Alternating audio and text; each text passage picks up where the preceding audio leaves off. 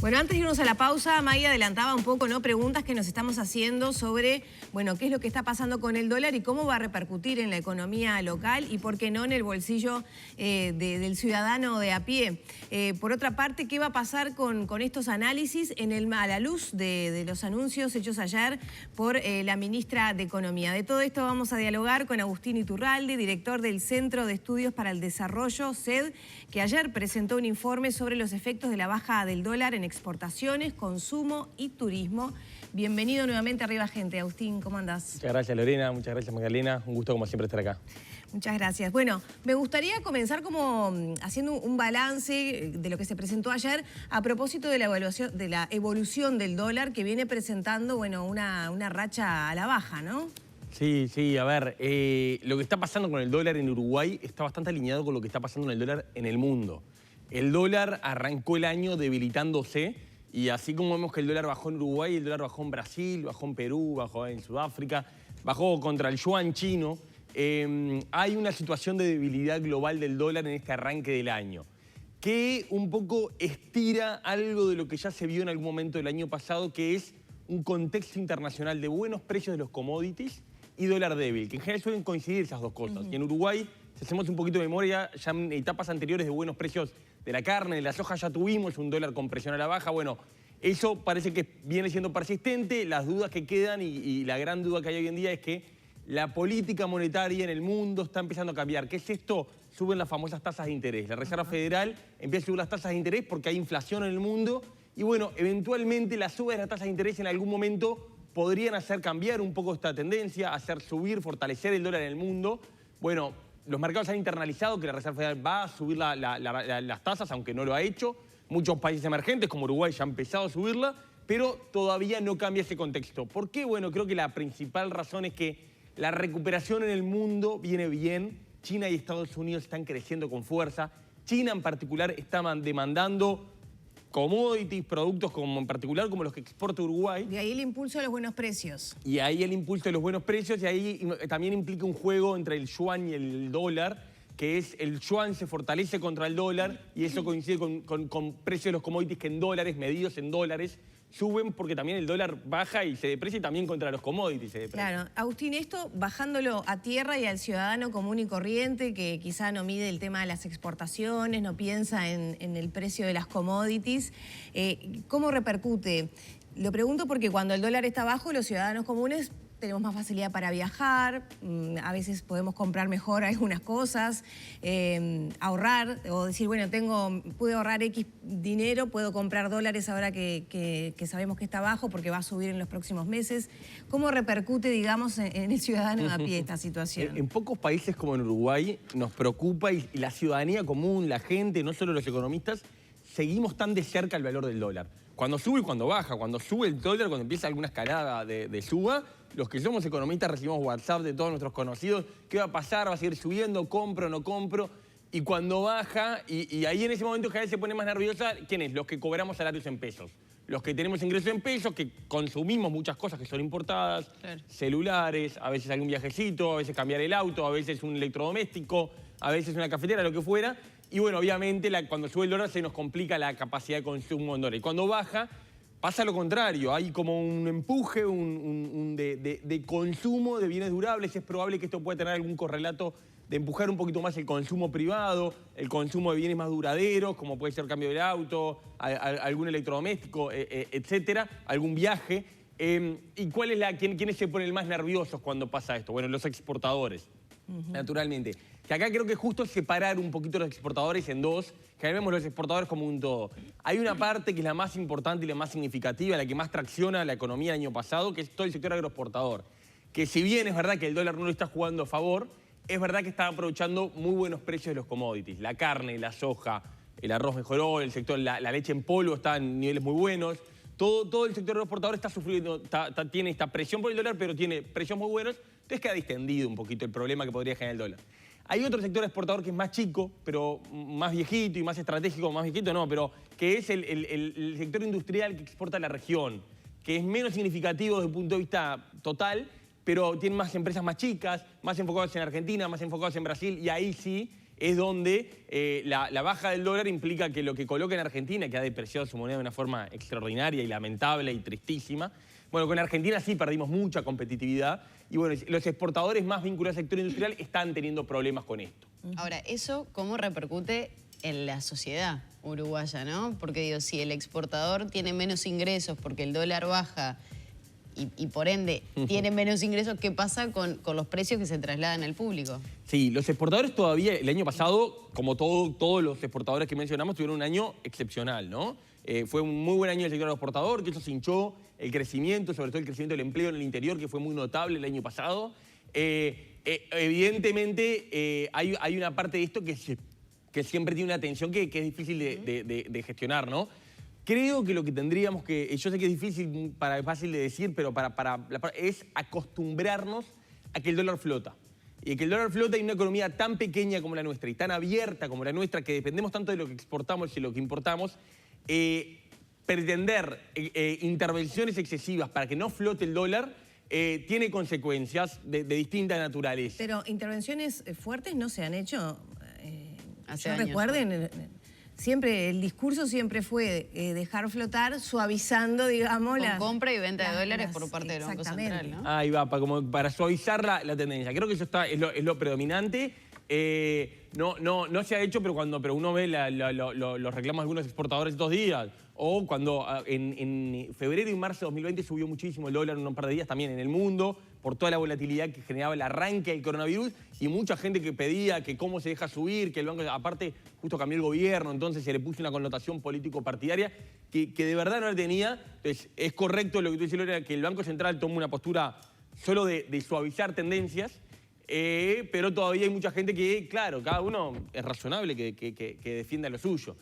Por otra parte, la baja del dólar, en este contexto que tenemos con inflación, que no le hemos podido bajar y que eran unos objetivos, obviamente ayuda en un contexto de tantos bienes importados en nuestra canasta, que el dólar baje o que... Ayuda a contener la suba de precios. Ayuda a contener, que tampoco sería razonable que fuera un instrumento a hacer bajar el dólar artificialmente para bajar la inflación. Pero lo que quiero decir es, Uruguay está en un contexto internacional favorable. Los exportadores están disfrutando buenos precios. Es normal que eso tenga un correlato de dólar débil. Es normal. La buena noticia de eso es que eso permite traspasar un poco de esos beneficios del buen momento a los asalariados en pesos, que van a poder comprar más bienes. Esa es como la buena noticia. Obviamente genera algunas tensiones, hay que convivir con ellas sin sobrealarmarnos y sin pretender, que siempre acá el tema es la competitividad, sin pretender que las mejoras de la competitividad de Uruguay, que tienen que ser profundas en formación de la mano de obra, en costos de energía, en infraestructura, vengan de la mano de bajar artificialmente el dólar. No puede haber competitividad por subir artificialmente el dólar. Ese aspecto del informe a mí me llamó la atención, ¿no? Porque muchas veces, hablando con los exportadores, el tema de la competitividad que tú mencionabas aparece como los costos que genera el país, que somos un país con costos altos en dólares y que complica el crecimiento de los sectores exportadores, ¿no? Y ahora entonces, ¿el dólar no es tan importante para hablar de competitividad? El dólar es importante, pero creo que la volatilidad del dólar agudiza los problemas. Yo creo que no es el fondo de la competitividad el valor del dólar, que flota libremente en Uruguay, ¿no? El problema de la competitividad de fondo está más vinculado a algunas reformas estructurales pendientes. Bueno, Uruguay tiene una mano de obra que claramente no está correctamente preparada, buena parte de ella, para la economía que se viene. Tiene infraestructura que tiene problemas de eficiencia, tiene costos energéticos, que hemos hablado de los costos de los combustibles, más allá de los gobiernos, que son los más caros de la región. Tiene una regulación laboral que tiene problemas y que todos los indicadores muestran que hay mejoras necesarias para hacer. Bueno, esa agenda de reformas estructurales es la que nos va a devolver la competitividad. Yo entiendo que para el exportador que suba 2 pesos el dólar, que baje 2 pesos el dólar, es crítico y se le va a la vida muchas veces, en especial para algunos tipos. Pero no van a venir las soluciones de fondo por ahí, no hay ninguna posibilidad de que eso pase, me parece. Ahora, Agustín, tuvimos, después de una baja consecutiva que creo que llega a niveles de 2019, tuvo apenas un aumento de 0,1, si no me equivoco, en estas últimas horas. ¿Cuál es la tendencia? ¿Qué se está marcando? ¿Va a permanecer en estos precios del dólar? Es una buena pregunta, Magdalena, porque hay una discusión global, porque esto no es un problema de Uruguay, sobre en qué fase estamos del dólar y de los commodities y las tasas de interés, que es como todo el paquete, ¿no? Como recién decías, el yuan se hizo más fuerte ante el dólar. ¿Qué pasa con otras monedas? Creo que lo que nosotros creemos es que en algún momento esta tendencia va a cambiar y que porque las principales economías están subiendo las tasas, tienen que aplicar políticas antiinflacionarias porque se ha disparado la inflación en Estados Unidos, en Europa. Entonces, esas políticas tendrán que ir terminando con esto. Ahora, los mercados ya absorbieron que eso va a pasar y todavía el dólar sigue en estos valores. Entonces, van a tener que meter mucho combustible, mucha suba de tasas, a nuestro juicio, para lograr aplicar que el dólar se fortalezca y que baje la inflación. Y entonces nos parece que todavía falta. Y esto sí ya en el terreno de la opinión, porque no hay ninguna certeza hasta cuándo vamos a tener este contexto de dólar débil y de buenos precios, que es un poco el combo que Uruguay de alguna forma es mucho más bueno que malo para Uruguay. Bueno, probablemente va a durar todo el primer semestre del 2022 y probablemente algo más que eso, aunque también es claro que en algún momento esto se termina porque las presiones inflacionarias en muchos países van a tener políticas más agresivas para combatirlas. ¿No se espera entonces que el Banco Central intervenga de una manera marcada, por ejemplo, para evitar una subsiguiente caída entonces del dólar? Yo creo que no, porque aparte el Banco Central ha dicho y ha declarado que está comprometido con la inflación, que su único objetivo, a diferencia de otros gobiernos, que hablan más de los platitos chinos, y que el Ministerio de Economía tiene sus problemas, pero que el problema del Banco Central se llama la inflación, que en Uruguay, si bien bajó un puntito y en todo el mundo se disparó y podemos ser complacientes desde ese punto de vista, es una inflación alta. Y que ese es su compromiso y en ese sentido no tendría ningún sentido que el Banco Central salga a frenar la baja del dólar porque sería contradictorio. Ayer los anuncios del Ministerio de Economía hablaban de casi un punto por encima del rango meta que había planteado el gobierno, que era entre el 3,5 y 7%, ¿no? ¿Es un buen momento para comprar dólares ahora? A ver, me imagino que yo estoy en mi casa hablando de una baja consecutiva del dólar, digo, bueno, capaz que ahora es un buen momento, tengo unos meses. No es que después el dólar va a estar a 35 y ¿por qué lo compré a 42, 43? Exactamente. Con un dólar estancado y con una inflación que sube, yo con una inflación alta, no me animo a dar ese consejo. El consejo que yo siempre doy en ese sentido es muy simple, es tratar de no descalzarse. No descalzarse es no tomar deuda en algo que no sea lo que es mi ingreso y ahorrar en lo que yo quiero. Que yo quiero comprar algo que es en dólares, yo estoy ahorrando para comprarme un auto o una casa. Bueno, ahí sí, una actitud prudente es quizás comprar dólares y seguir ahorrando en dólares. Si no es así, hay otras alternativas, como pueden ser las unidades indexadas, o bueno, hay cosas mucho más complejas, pero nadie sabe lo que va a pasar, entonces como un consejo razonablemente cuidadoso es tratar de ahorrar en lo que quiero adquirir y no descalzarse. Sobre todo lo principal es seguir con esta cosa de, bueno, si yo tengo ingreso en pesos, no tomar deuda en otras monedas. Agustín, ¿cómo ves entonces los anuncios hechos ayer por la ministra en cuanto a crecimiento, a generación de empleos? Habló de 40.000 empleos nuevos que se van a poder generar en este contexto que vemos que está siendo favorecedor, digamos, para el sector exportador y el agroindustrial, que no son los que a veces generan más cantidad de puestos de trabajo, ¿no? Está muy bien esa aclaración porque es una realidad. A ver, creo que lo de ayer de la ministra de Economía es, obviamente la economía uruguaya tuvo una recuperación en los últimos meses mucho más rápida de la que casi todos prevíamos en agosto, septiembre del año pasado. Y un poco la ministra salió a contar eso y a dar sus buenas noticias, dio su pronóstico para cómo cerró el 2021, que no está el dato, contó y reivindicó un poco lo que fue el cierre del año, que fue realmente bueno en casi todas las variables que miremos. Luego aparecen las proyecciones para el 2022, que también las presenta la ministra el día de ayer, que creo que son moderadamente más altas que las de los analistas, razonablemente siempre en todos los gobiernos tienen proyecciones un poquito más optimistas que los analistas. La ministra también nos cobró factura a los analistas ayer de que tuvo razón ella en el 2021, de que al final creció más de lo que decíamos los analistas e incluso algo más de lo que más alineado con lo que decía el propio el gobierno. Y bueno, en 2022 la ministra cree que vamos a crecer algo así como 3,8. Desde el CEDE estamos con una expectativa más de 3,3.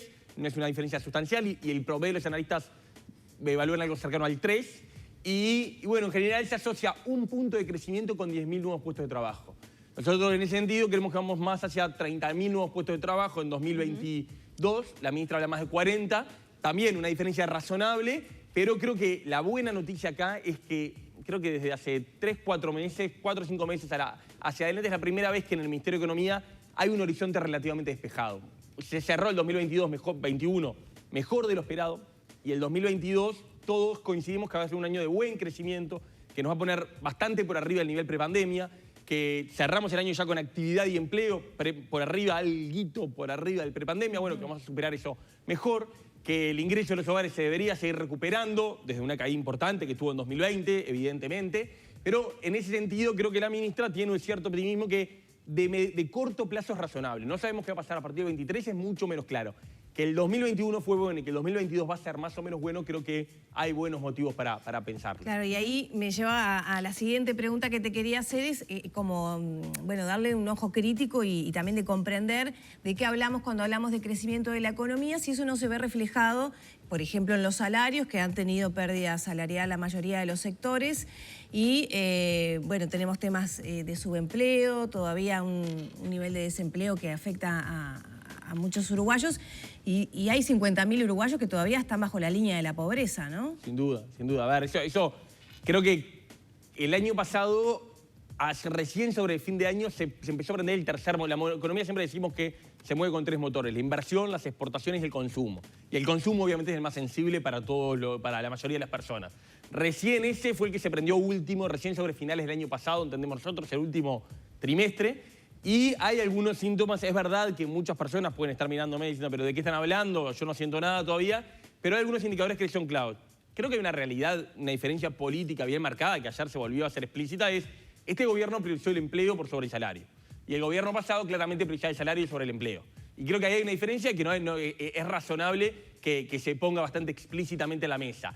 Creo que la buena noticia de 2021 es que si bien el salario cayó un poquito, lo que se llama la masa salarial, que es el total de los ingresos de los trabajadores, el total del pedazo de la torta que se paga en salarios en el Uruguay, empezó a crecer, que el 2020 había caído mucho, empezó a crecer no a fuerza de salario, sino a fuerza de que más gente, más de 50.000 personas recuperaron su trabajo en promedio del año. Lo esperable, y creo lo deseable, lo necesario para el 2022 es que siga el dinamismo del empleo, que es importante porque recién llegamos a los niveles prepandemias, que era muy malo. No se olvidemos que por algo en 2019 la campaña estuvo tan centrada en el empleo. O sea, venía un empleo en franco deterioro los últimos 5 años. Recién llegamos a eso. O sea, tiene que seguir mejorando el empleo y tiene que empezar a mejorar otras cosas como la calidad, las horas trabajadas y recuperar algo de esos 3 puntos y pico de salario que se perdieron entre 20 y 21. Empezar a recuperar algo de eso. No se va a recuperar todo en el 2022, pero sí creo que la masa salarial va a empezar a crecer por los dos lados. Por mejor empleo, por más empleo, perdón, y por algo más de salario. Creo que cuando tengamos el dato de pobreza de 2021 cerrado, que ayer el que presentó la ministra era de primer semestre, recién el 30 de marzo sale el dato de pobreza, nuestra percepción es que vamos a ir a una pobreza muy similar también. El año del 2021 cerró con una pobreza muy similar a la prepandemia, con algunas diferencias etarias, porque el gobierno puso un poco más de dinero en la primera infancia. Entonces, probablemente los menores de 6 van a tener menos pobreza que antes de la pandemia, pero a nivel global va a estar muy alineada con lo que había antes de la pandemia. Pero eso no es bueno. Es una línea de base mínima. El Uruguay, a la llegada de la pandemia, tenía problemas de una economía estancada, de un mercado laboral que había perdido muchos empleos, de una pobreza que había aumentado levemente, de un ingreso de los hogares que está empezando a caer desde el 2017. Bueno, obviamente, bien, ok, pasamos esto más o menos bien, más o menos rápido en comparación internacional. Ahora hay que empezar a construir sobre lo que teníamos que no era bueno. Ahora, yo pienso, ¿no? Recién dábamos el dato de inflación, 7,9% los últimos 12 meses. O sea, el índice de precios de consumo aumentó un 8% prácticamente. Pero mi ingreso aumentó 3 con poco. Digo, ¿en qué momento puedo llegar a compensar que con la misma cantidad de plata puedo ir a comprar lo mismo que en otro momento? Bueno, no lo sabemos. No, yo creo que este año los salarios, el índice medio de salarios aumentó 6 y pico. Bueno, no todo, digo, promedio. El promedio de los salarios. El promedio de los salarios, como el promedio de los precios, aumentó 6 y pico. El año pasado el desajuste fue 1 y pico. A favor de lo que decimos, es verdad que en 2020 ya había habido una pérdida salarial y entre los 2 años sí es más de 3 puntos la pérdida. Creo que el 2022... va a ser de recuperación. Va a ser de recuperación salarial. Va a ser de recuperación salarial moderada. No hay que tener grandes expectativas de esto, pero se va a romper la tendencia. El dinamismo del mercado laboral va a permitir que mejore el empleo y que también los salarios empiecen a recuperar algo de lo que perdieron. Agustín, ya tenemos que cerrar, pero me gustaría detenerme en algo que tú mencionabas, que era la priorización del empleo a lo salarial y que en otros gobiernos la ecuación era diferente. ¿Por qué esa, digamos, contraposición salario versus empleo uno puede hacer un razonamiento básico, bueno, a un empleador le cuesta menos tener más gente, va a poder generar, ¿no? Contratar más gente porque va a gastar menos dinero que si fuera más alto los salarios. Pero si las personas no le alcanza con lo que viven, que es un gran tema en Uruguay, tampoco tiene mucho sentido. ¿Cuál es esa concepción, digamos, de la priorización del empleo versus el nivel salarial? Es una buena pregunta porque es algo que lo hablamos como que fuera obvio y no es obvio para los que están por fuera. Obviamente acá hay que la política salarial, creo que el problema de fondo que vos muy bien planteás, Lorena, es que a la política salarial le pedimos demasiadas cosas. Le pedimos que atienda la productividad del trabajo y nos permita tener empresas competitivas que compitan, que exporten, que generen, y también le pedimos que generen los ingresos suficientes para las personas razonablemente. Y en esa tensión es que aparecen estas cosas. La realidad es que cuando la economía crece perfectamente, y lo hemos visto en el último periodo de crecimiento importante del Uruguay, desde 2004 a 2014, el salario un poquito después, pero hasta 2014 creció empleo y salario a la vez. Básicamente, dentro de algunas diferencias, pero empleo y salario a la vez. ¿Por qué? Porque la economía crecía. Y cuando la economía crece, es perfectamente posible. El quinquenio antes de la pandemia, ya eso no fue posible. El crecimiento era muy magro y las presiones por el salario se empezaron a pagar con empleo y peor que con empleo formal y la mejor calidad. Cuando uno mira, se perdieron 55.000 puestos de trabajo, pero se perdieron mucho empleo industrial, de 40 horas, formal, de buena remuneración, y el empleo que se creaba era como lo que está pasando en esta recuperación, se está creando empleo de mala calidad y no estamos todavía con...